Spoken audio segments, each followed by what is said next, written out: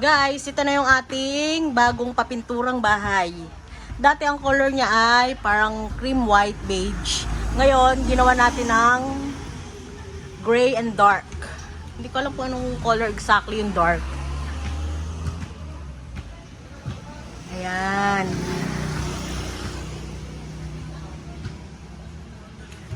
Yan yung ating pinakang highlights na poste. At itong ating balkonahe.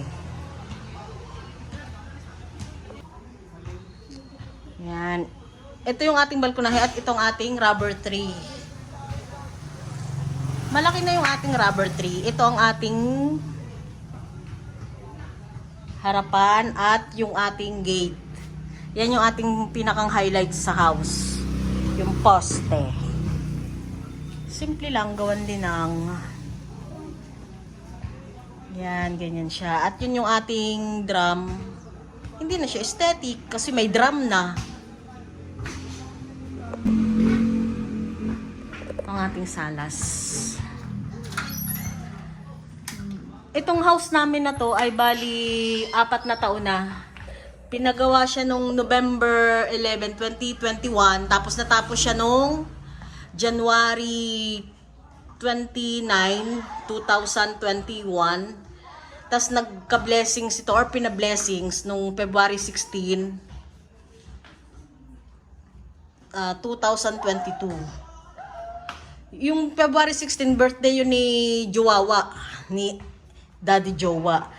Etong bagong pintura ngayong taon na to, 2026, pininturahan ito nung February 16 din. Tapos natapos siya 16, 17, 18.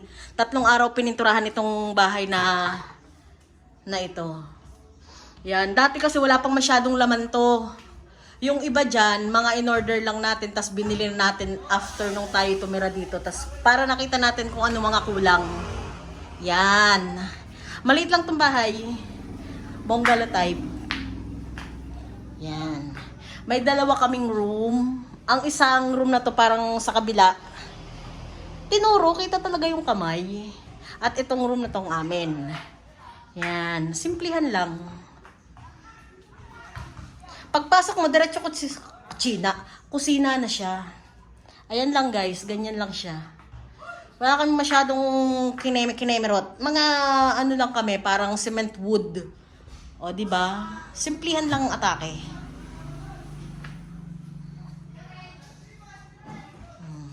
Ayun ang papalabas. O. Di ba? O, silipin natin. Simula dito palabas. Ganyan. Yan.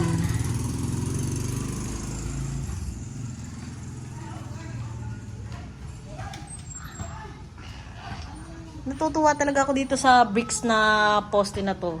Pinakang highlights ng aming bahay. Dito sa unahan. Cute lang siya. Itong house na to ay aming pina-architect.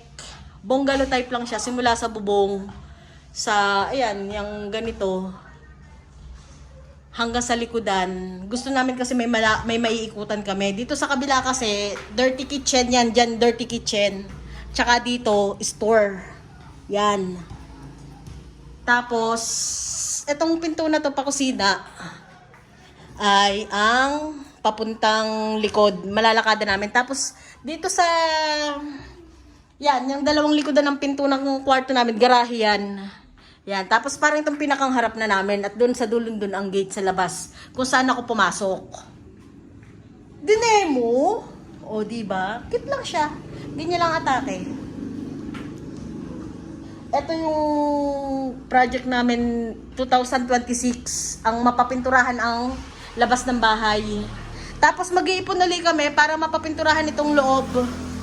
Itong loob naman ng bahay. Iipon ulit kami. Yan. Try natin. Sige, punta tayo sa kwarto. Check natin yung ating room. Ay, bukas na siya. Yan. Ganyan lang yan siya. Simple-simplihan lang.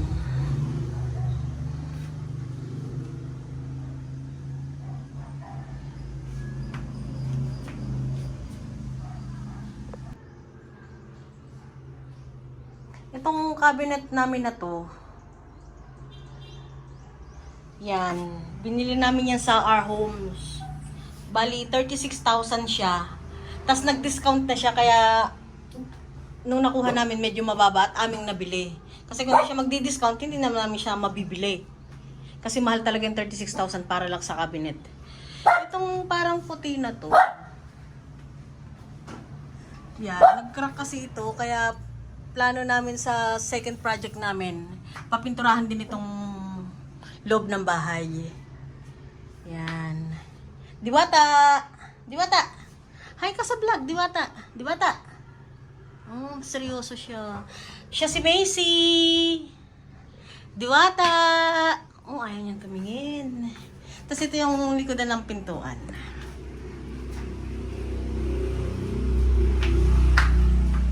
Bye, Diwata! Pwede rin kaming magluto dito sa loob ng bahay. Yan. Meron din kaming maliit na portion para sa lutuan. Yan yung likod yung pinto papunta sa likod at ito lang aming CR. Maliit lang din siya, simple lang.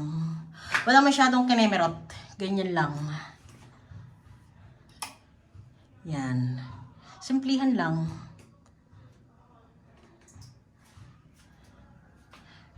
Medyo luma na. Pagkatapos, pagka nakaipon na kami para sa papintura dito sa bahay, baka itong CR iparenovate namin.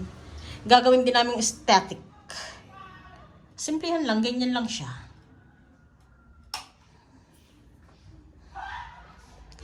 Simula sa CR, ganito yung parang pinakang kusina na ganyan na lang siya. Ayan, ganyan lang. Tapos dito yung aming kainan. Maliit lang din yung bangkuan namin.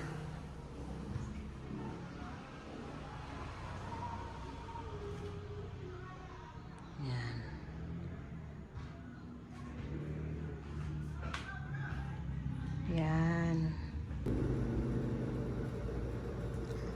So, mga Mars, dito na natin muna tatapusin ang ating vlog today. At ako ay nagbabalik na ulit sa pagbablog.